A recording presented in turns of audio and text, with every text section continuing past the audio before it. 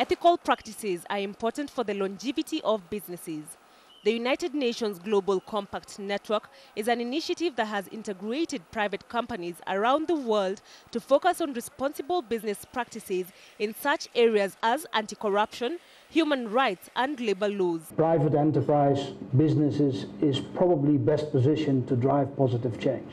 This will not come from government, so there is an enormous amount of influence or clout that business has around the world. And so if anybody can drive that positive change, it's business. And so therefore any kind of organization of this scale driven by business for business is something that we really like. Then, as what Vimal says, the 10 principles resonate very well with what we do in Unilever. Our Unilever Sustainable Living Plan, trying to make sustainable living commonplace, driving livelihoods, driving sustainable agriculture, is very, very matched with the principles of UN Global Compact. So I think it's also important that we really have a long-term perspective towards policy change and these perspectives. The Global Compact, the UN Global Compact, has been able to change rules. I think that's what we did, I think, in Rio, adopted the responsible investment rules, which should guide the decisions of big pension funds and big fund fund managers in who you invest in, to be able to challenge the chain, your investment chain. We're all going to sign up to the Sustainable Development Goals. The movement has also attracted local Kenyan companies who have opted to follow the right procedures without compromise. I think we need a lot more critical mass to sort of join in together, and therefore even your competitors or anybody else, everybody signs on to it, and we actually were quite successful in getting this done. And I think the issue was complying. We wanted to comply by will, by design, but we wanted to make sure that everybody else also complies to it, and that's how we actually joined in.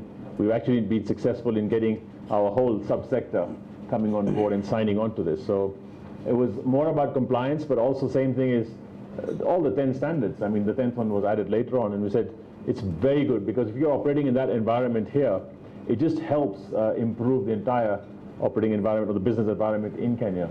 However, Kenya has a long way to go, judging from its position on the 2014 Global Corruption Perception Index that ranked 175 countries globally. The correlation between the countries that score well on the Corruption Perception Index, right at the top there is Denmark. And their GDP per capita is at $57,000.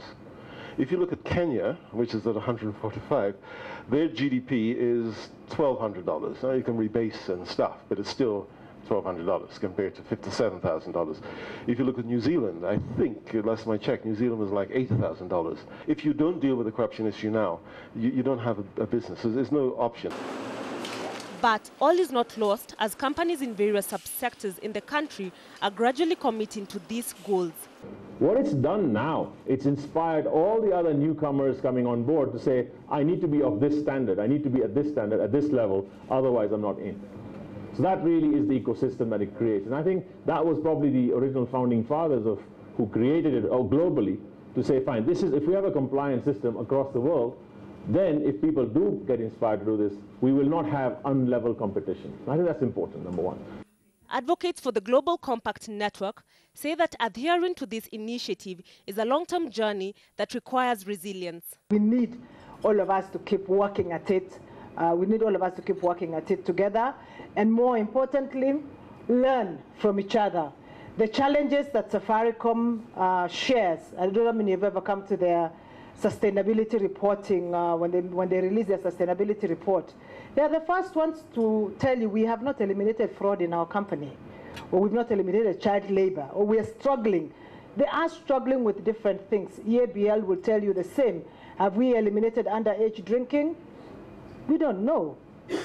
But that's something that they are not committed to, but they're checking their systems, they're checking their chains, and it is the stuff that you will do. Do your chemicals, are they well used?